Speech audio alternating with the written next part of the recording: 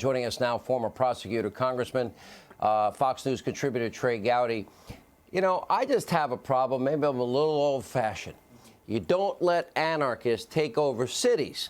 And the congressman, or I guess that's an insult at this point in your life, fellow colleague at Fox, yes, sir. If you don't stop it, it's going to get worse. And the governor won't do a thing.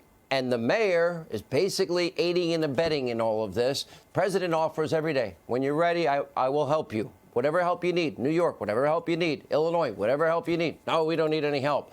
So this doesn't end well as I see it.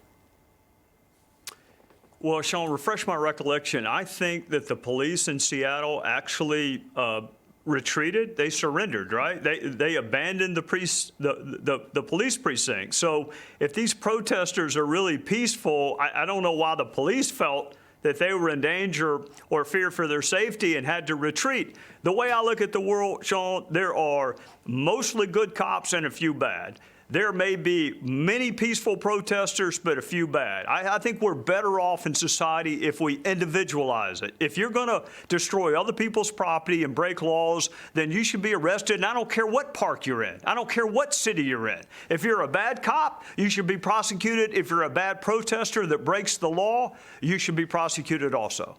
Okay. I don't think it's hard to do. Now, constitutionally, even the AG Barr admits that the president has the right, the authority constitutionally to go in and do it, but it's really the job of the governor. It's really the job of the mayor.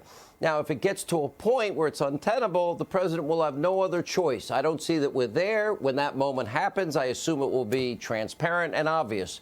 But why would they allow this to happen? What about the business owners? What about the homeowners that see their whole lives upended? Where's their freedom and protection? Sean, it baffles me. I'm from a state where the two top priorities are education and public safety. And I just assume that's true everywhere. People want to be safe, and they want their kids to be adequately educated. Most crime is state and local. The feds don't get involved in 99% of crime.